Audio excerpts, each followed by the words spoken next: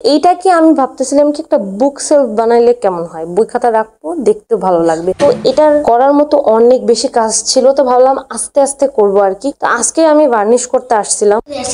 আমি হচ্ছে এখন বোম্বাই মরির একটা আচার খাচ্ছি।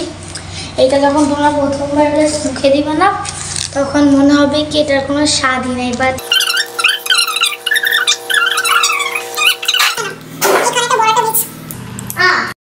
তো বার্নিশটা আমার সকালে করাই শেষ হয়ে গেছিল। তো রাত্রেবেলা আবার আমি এটাকে আনছিলাম বোর্ড লাগানোর জন্য, যেহেতু এটাকে আমি বুক সেলফ বানাবো, এর জন্য পিছে একটা বোর্ড লাগানোর অনেক বেশি দরকার ছিল। তো আব্বু আমাকে একটা বোর্ড আইনে দিছিল আগে, আব্বু ফোন করে বলছিল আমি আইসে লাগাই দিব, তবে আমার আর সেই পর্যন্ত সবুর হয় না। আমি তার আগে ওই বোর্ডটাকে সুন্দর করে কাটছি। আব্বু আমাকে বলতেছিল তুই কি দিয়ে কাটছিস, তো আমি বলতেছিলাম আমি তো করাত দিয়ে কাটছি। আব্বু বলে এটা কি করাত দিয়ে কাটে, আমি বলতেছিলাম আমি করাত দিয়ে কাইটে দেন ভালো করে সিরিজ কাগজ দিয়ে ঘষে সোজা বানাই ফেলছি। তো এমন ভাবে কাটার পরে আমি দেন একটা ছোট ছোট প্রেক দিয়ে ভালো করে ওটাকে লাগাইলাম। তো দেন আমার রেডি হয়ে গেল আমার বুক সেলফটা।